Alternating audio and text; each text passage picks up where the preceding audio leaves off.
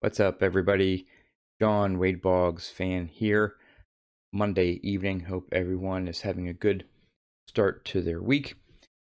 Before I get into my video, I just need to get a little something.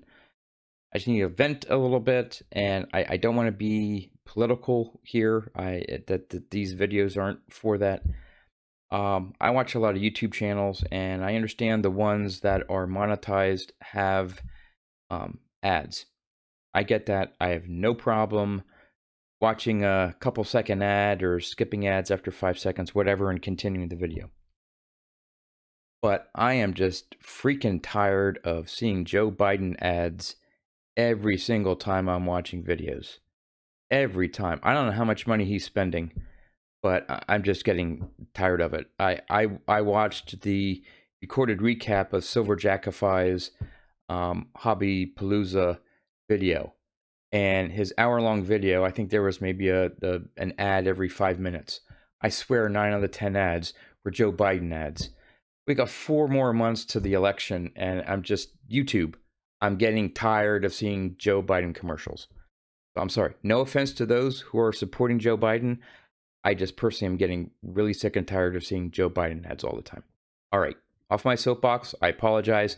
I just need to get that off my chest. All right. The topic of this video is to show off my vintage graded cards from the 1950s. The last one I did from the 1960s was about 2 months ago or so. So I thought I'd do one of my 1950s.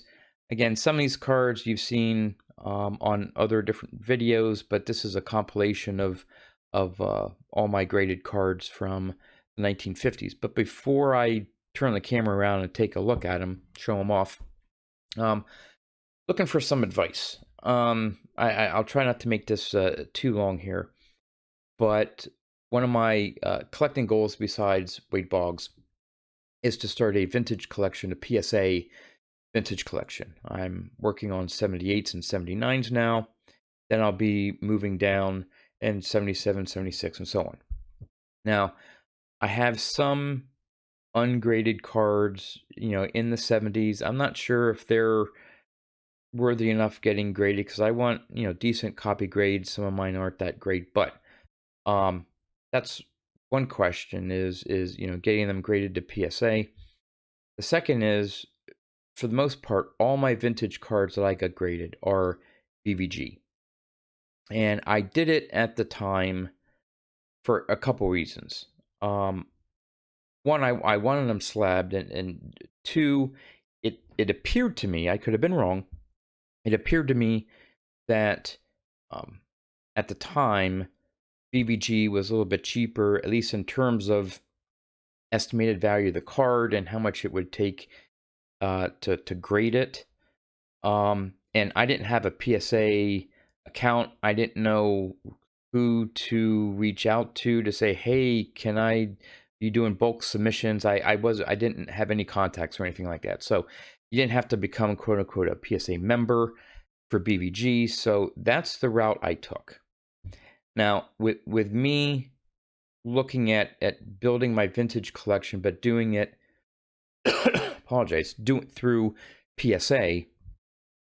My question to you is, and I love your feedbacks in the comments, or if you want to have a lengthier conversation or reach out to me personally, you can send me an email at wadeboggsfan@gmail.com. wadeboggsfan@gmail.com.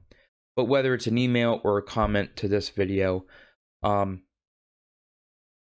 would it make sense in light of the fact that I want to build a quote-unquote PSA vintage collection?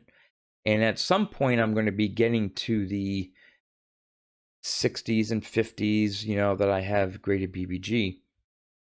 One, do you think it makes sense to switch them over to PSA? Is one. Two, for some of the grades I have for these BVGs, what's it going to cost me? I mean, is it based off of current market values with PSA? I'm not sure how it goes. And three, not that I'm looking to sell these, but generally speaking, in terms of vintage, if BVG grades something a 6, does, generally speaking, it comes out of PSA 6, or is PSA tougher on vintage, and BVG takes a looser approach to, oh well, the printing process wasn't as clean back then, so okay, well, if you get edge wear, I don't know. I don't know enough about PSA BVG on vintage. I like some feedback, some thoughts, whether it makes sense to just my I don't have OCD, and I don't mean to make light of those who really do, but to me, to build a vintage card and then get back to certain cards and, oh, here's a BVG card, and oh, let's keep going with PSAs. Oh, here's another BVG. If I'm going to go PSA, I want to go straight PSA. But I'm a little bit, say one of the cards I'm going to show off here. Really nice one. Would that grade lower in PSA? I mean, again, I'm not looking to sell right now. Hopefully, I'll never will have to. And I know you can say, well, you can request that, hey, if it doesn't grade at least a 7 or whatever you're looking for, then they won't take it out. But then again, I'm stuck with a BVG. So I don't know. I'm taking too much long here in my intro. I apologize. But again, any advice you can, again, knowing that I want to build a vintage PSA collection. What are the best bets? How much is this going to cost me? I think I already spent several $100s just to get them graded through BVG at the time. And those were raw cards. So if anything, I estimated the value lower because I thought, yeah, these can't be that high of a value or grade. And I got some surprises on some. Now I'm thinking, geez, if it's off of a current value, I'm going to get hammered on grading costs. But I don't know. Maybe that's not the case with PSA. But anyway, any advice that you can give me, your thoughts. Again, if it's more than just you can fit in a little comment on the video, feel free to reach out to me via email. And let's get on with the video and go take a look at my vintage cards from the 1950s. All right, I think I'll go in chronological order from the late 50s to the early 50s. And we're going to start off with what I think is, and correct me if I'm wrong in the comments, Stan Musial's first Topps card, 1958 Topps All-Star in an 8.5. This is one of those cards where, I could grade it at an 8.5. I mean, it looks nice, looks very nice, but I don't know if that's what PSA would give that. I mean, the centering's a little bit off. There's a little, little mark there. Pretty good centering. I don't know. Would that come back a 7 maybe? PSA? And I don't know. I don't want to get hung up on the grades. It's a nice card. I'm going to keep the card, and maybe that's what you're going to tell me, John. Just shut up and grade a PSA, and whatever the grade is, the grade is. But again, I'd like you. I respect you guys out there, especially vintage collectors and so on. And I know a lot of you out there are diehard PSA fans, so you can probably give me the inside scoop as well. But anyway, let's keep moving on here. And I have another 1958 Topps All-Star of Mickey Mantle. Nice color there in the background. I love this All-Star set, as many of you do. I think 58 Topps All-Star is an extremely popular set, or subset of the 58 Topps. Nice example there. I was very happy with a 5 on that. And then we have 57 Topps Willie Mays. And at first glance, I mean, again, it presents very well. It's a 4. I'm not sure if even I can find out where. Oh yeah, I shouldn't know. There, you can sort of see it. There's like a little bit of a crease right there. Yeah, you can maybe see it right there. But anyway, looking straight at it, you can't quite tell. It doesn't take away from the eye appeal. Nice card there for a 4, and there's the back. Nice clean back.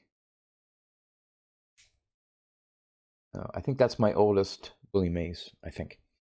Now this one I've had for a long time. Boy, I had this graded several years ago. I was going to go to sell it, and I think I tried to, but it didn't sell at whatever price I had listed, and I'm glad it didn't sell, and I got to keep it. 57 Topps Frank Robinson rookie. Yeah, it's off-centered, and I would prefer that if the short border was on that side, just the way I like things, but hey, it's a Frank Robinson rookie card. So there's the back of it. Again, overall, nice card. 5. Nothing wrong with that. Looks nice. Then we move, going back in time to 1956. And this nice example of a Warren Spahn. I used to have a 52 Bowman Warren Spahn.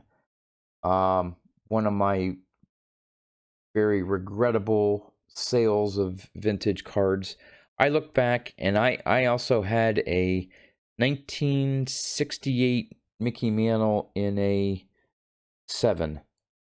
I kick myself for selling it. I think I sold it for $250 10 years ago. I don't know. It's just stupid. But anyway, I want to get someday. I want to get that 52 Bowman Warren Spahn. But for now, I have this 56 Topps. Nice example there. There's the back.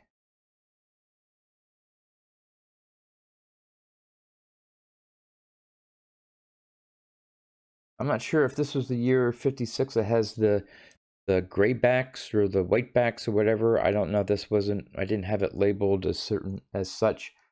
So I don't know if this is a white back, but I don't know. And then this is one of my pride and joys. Getting back to 54. My 54 Topps Ted Williams again. This actually looks a little bit better than that 58 Warren Spahn that was an 8.5. So again, I don't know what this would grade at, whether this would be a PSA 7 or not. If anything, if you look there, that's not on the card. That's the old BVG holder. There's some marks on the card. If anything, I'd like to get this reslabbed, because it looks like there's a mark right across the card, and it's scratches on the holder. I bought this at the 2015 National, and so I don't know how old. I think that's a really old label for Beckett Vintage. So, but there's the back of it. Off-centered on the back, I know, and again, it seems to be really off-centered on the back. And I don't know. To me, PSA, I think, would just hammer that. But I don't know. But for now, it's a 7. So. Then we're going back, another one of my favorites, 1953 Bowman Color. Stan Musial. Left to right's pretty good centered. Top to bottom isn't, but I'd rather have the larger border at the bottom than the top. So this fits well with my personal eye appeal. And then there's the very nice back there.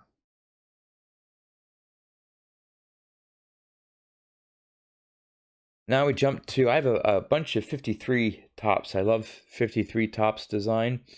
Here's Eddie Matthews, his second-year card. In a nice 6.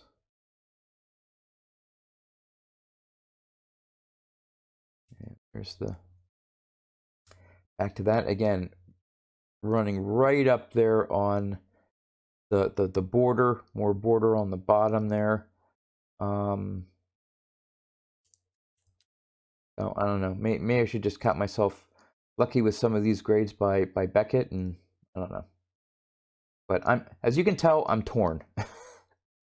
But anyway, there's that. And then, of course, here's one of the heavy hitters in my vintage collection, my 53 Topps Mantle in a 2.5.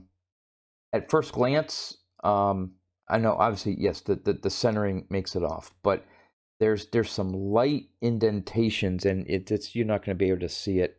There's one like right there, a little bit of an indentation, not a crease, but a little indentation in the card there. I'm sure that took off for it, but the back's pretty well centered, maybe a little bit off top to bottom, left to right a little bit, but I mean, generally speaking, it's a little bit better than the Matthews.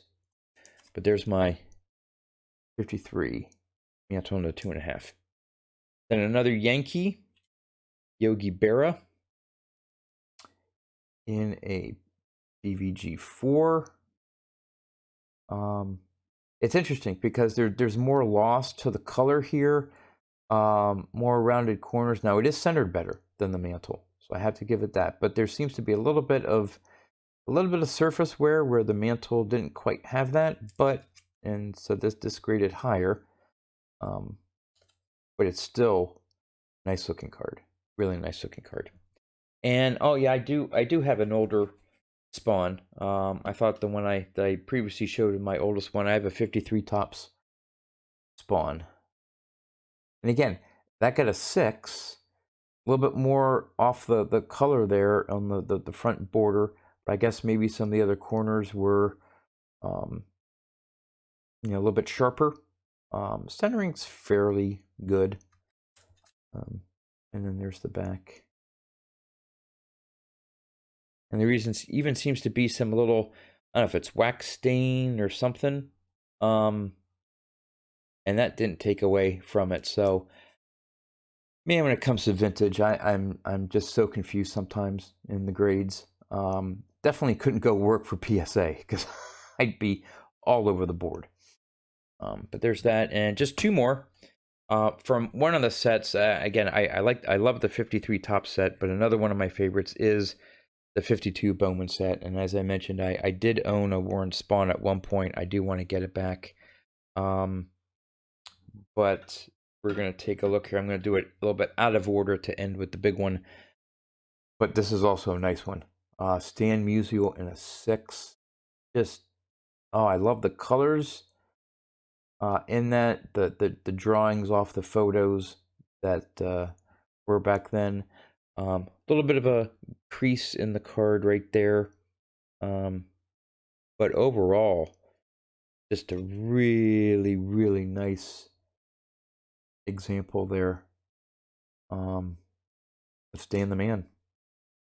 And then finally, since I had a second year Topps card, I got a second year Bowman card. The registry, you have to look really, really close. The registry is slightly off, up and down. A little bit on the border there, you can see some white. And if you look really closely along the shoulders, the pinstripe, I mean, it's off by like one small little line. And there is a print mark, which I've seen on other copies as well, just a faint line going across. But again, other than that, it presents very well. I was a little disappointed in 4.5, but I'll take a 4.5. Second year Bowman Mantle card. Here's the back. It does have some wax stains on it, but you can still read it. No paper. There's no paper loss there. It may look like it in the camera, but there you have it. My the look at my 1950s vintage cards. And I know I talked a lot about grades. I don't normally obsess about grades. I'm more of the look of the card than the actual grade. I didn't buy the grade. In fact, I bought them all raw. So it was whatever they graded. I had already bought them. But just looking for the future in terms of the vintage collection, what you guys think. Any comments are welcome, even if you think I'm worrying about nothing. So I think that's all I have for now. As always, guys, I really appreciate it, and thanks for watching.